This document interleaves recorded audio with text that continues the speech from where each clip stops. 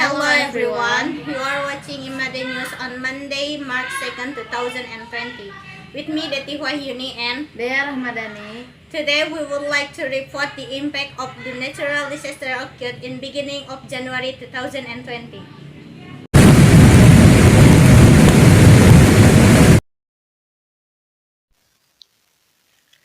Flooding and landsliding that occurred in January 1st, 2020 in Sukajaya Subdistrict Bogor caused many damage. Roads in Sukajaya broken.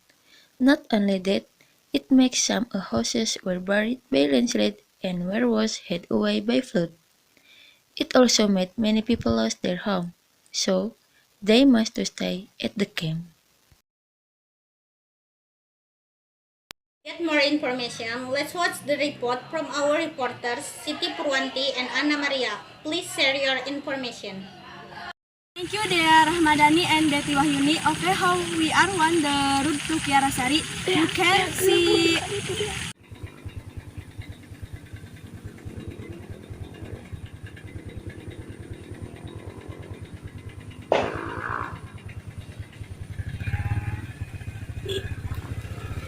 of natural disaster. There are many rescues that was. The weather of the fire is 90.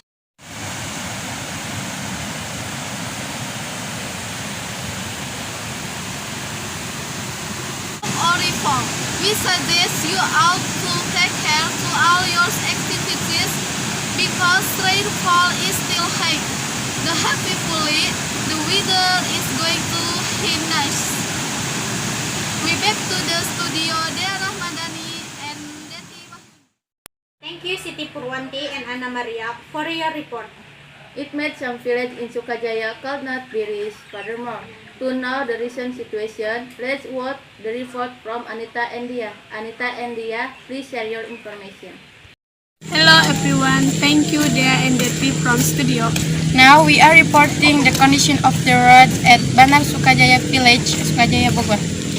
We can see the effect of the natural disaster. There are many spots of landslide, fall down tree, many houses were buried by landslide.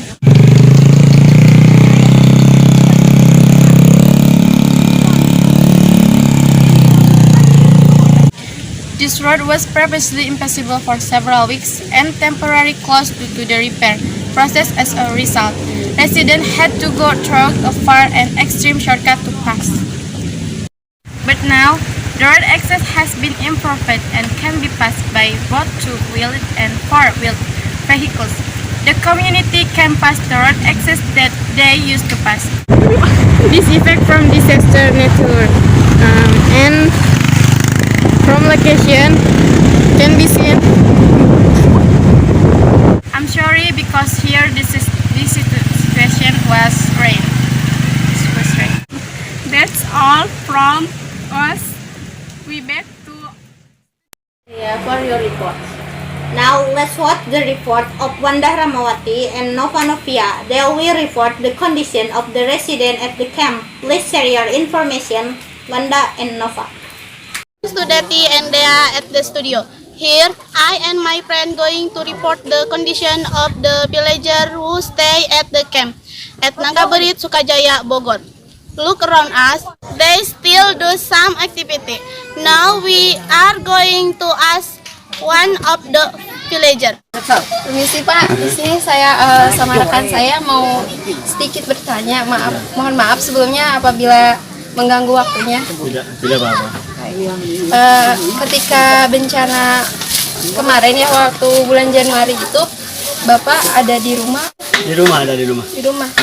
Menyaksikan kejadiannya. Apa sih yang Bapak rasakan ketika bencana itu terjadi? Ya panik lihat itu longsoran udah sampai ke rumah gitu, jadi panik. Tuh Bapak hal yang pertama kali diselamatkan itu apa? Apa mungkin ada yang mau dibawa? Apa cuma menyelamatkan diri? Itu berkas-berkas dokumen yang penting yang paling didahulukan diselamatkan yang dibawa. Kalau yang lain tidak dibawa.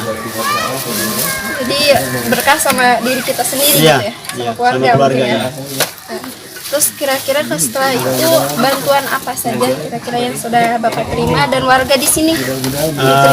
Alhamdulillah sembako dan alat-alat untuk perawatan mandi, alhamdulillah selimut ini lengkap alhamdulillah. Dari mana-mana aja yang sudah datang. Alhamdulillah. Jadi untuk saat ini udah cukup ya? Ya alhamdulillah cukup untuk sementara ini. This condition at camp.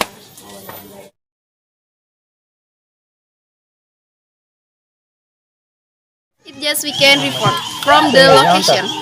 That's all from us. Let's go back to studio. Wanda Ramawati and Nova Novia for your report. Next, let's watch the report of Nek Ernawati and friends. They will report the condition of emergency school in the village of Cisarua. Please share your information. Thanks to Deti Wahyuni and Dea Rahmadani in the studio. Now we are at SDN Cisarua 01. We want to know the condition. This is one of the school located in the natural disaster area. Here, there are some students affected by landslides. Atas waktunya, saya mau bertanya, bagaimana keadaan sekolah darurat sebelum dipindahkan ke sini? Yang jawab, Bapak aja dulu ya. Oh iya. Begini deh, ya. Kan di sini di kita, di desa kita itu kan terjadi bencana yang begitu parah ya. Terutama di bagian sana di Desa Rua 2. Nah dengan kejadian itu otomatis sekolah itu tidak bisa dilaksanakan ya karena dipakai oleh kaum pengungsi. Nah setelah itu kami dari pihak sekolah, karena walaupun dalam bencana itu sekolah harus berjalan, jadi kami mengambil inisiatif atau cara kami itu adalah sekolah dibagi menjadi 3 bagian ya. Yang pertama setelah bencana itu sekolah di tempatnya di mana, di Sarongge, yang kedua di sekolah itu karena cuma 1 kelas ya 2 kelas, 1 kelas yang bisa dipakai karena pakai pengungsi. Kemudian yang ketiga di kampung Cisarua. Di kampung Cisarua itu di tempat yang sangat sederhana ya, di tempat pengungsian atau di tempat yang darurat. Nah, yang kemudian perincian murid yang kalau di kampung Sarongge sekitar 30 orang, di sini di sekolah ya, di sekolah berapa tuh kurang lebih 50 orang, dan kemudian yang di sini 25 orang, jadi kurang lebih lah 100 orang itu. Begitu dulu aja. Ada lagi? Bantuan apa yang sudah didapatkan Pak? Kalau bantuanmu banyak ya, terutama untuk sekolah, untuk anak-anak sekolah banyak itu ya. Di antaranya ada tas, kemudian ada juga buku ya, buku-buku baik buku tulis maupun buku bacaan. Kalau jumlahnya sih ada di buku-buku saja sih. Kemudian pakaian seragam ya, pakaian seragam, apalagi yang lainnya ATK. Iya, ATK seperti alat-alat pelajaran gitu ya. Kemudian juga makanan juga, minuman ya, banyak itu. Termasuk susu siap saji ya, siap santap. Kemudian juga kue-kue dan. That's all to the report. Well, let's back to the studio. Thank you. Ernawati and friends for your report. Last, let's watch the report of Sylvia Rahmawati and friends. They will report directly from Kiara Pandak Village Hall. Please share your information. My friend and I will ask some question to Mr. Anton as a staff of Kiara Pandak Village. Assalamualaikum warahmatullahi wabarakatuh. Izin bertanya ya Pak mengenai keadaan bencana kemarin. Iya. Berapa banyak Pak korban yang ada di desa Kiara? Ya banyak ya. Ya korban keseluruhan semuanya adalah 832 jiwa. Itu dibagi menjadi 4 utara, itu hunian sementara. Jadi di sana ditempatkan mereka mengungsi di 4 titik tadi. Kondisi korban sendiri sampai saat ini bagaimana Pak? Kondisi memang sangat membutuhkan obat-obatan, tapi kita sudah kerjasama dengan pihak Puskesmas Kiara Pandak. Alhamdulillah ada tanggapan positif, mereka sudah menyebar semuanya. Gitu. Logistik sendiri apa aja yang sudah tersalurkan ke pihak korban Pak? Pihak korbannya. Alhamdulillah untuk logistik kita banyak donatur dari berbagai elemen, diantaranya sembako itu pasti, sama selimut, perlengkapan mandi, sama tempat tidur. Kebijakan apa yang diambil? Ya mungkin kita untuk saat ini lagi pendataan, udah beres pendataan, kita akan persiapkan untuk relokasi. Relokasinya ada 2 titik, yang di Dusun 1 sama di Dusun 2. Itu yang khusus desa Kiara Pandak aja? Iya betul, untuk desa Kiara Pandak aja itu semua. Jadi yang 832 itu nanti direlokasi. Dalam artian tidak, tapi yang mempunyai kartu KK aja yang relokasi. Oh betul, ya Pak. Terima kasih untuk waktunya Pak dan informasinya juga untuk kita berdua. Sekali lagi selamat bertugas. Terima kasih. Wassalamualaikum warahmatullahi wabarakatuh. That's all from us. Let's go back to the studio. Sylvia Rahmawati and friends for the report. Everyone, that's all in Madi News for today. I am Dati Wahyuni and Dea Rahmadani and crew. Wassalamualaikum warahmatullahi wabarakatuh. See you. Assalamualaikum teman-teman. Selamat datang di SMK Insan Madani.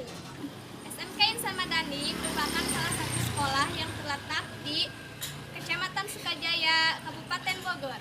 Ini ada 2 jurusan, yaitu Manajemen Perkantoran dan Pemasaran. Di SMK Insan Madani ini ada beberapa fasilitas yang menunjang proses pembelajaran. Di antaranya ada ruang lab yang biasa digunakan untuk praktek dan ujian. Ini adalah beberapa piala dari berbagai ekskul.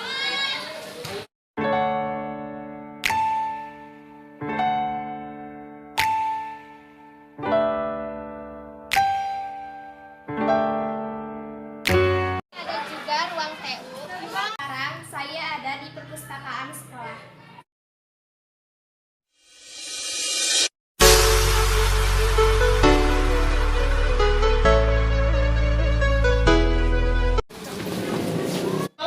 Sekarang kita ada di ruang guru.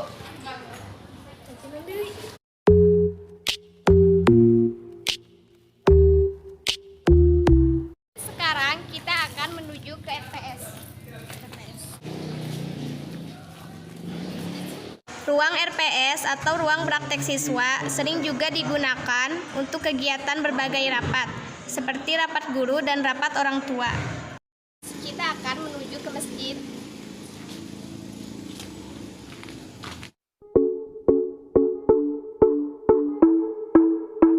Selain untuk sholat, masjid ini juga sering digunakan untuk kegiatan tausiah setiap hari Jumat. SMK Insan Madani juga memiliki beberapa ruang kelas yang terdiri dari 3 kelas untuk kelas 10, 3 kelas untuk kelas 11, dan 3 kelas untuk kelas 12. Jika Anda berminat untuk sekolah di SMK Insan Madani, Anda bisa langsung daftar ke sekolah atau menghubungi nomor di bawah ini. Terima kasih. Wassalamualaikum.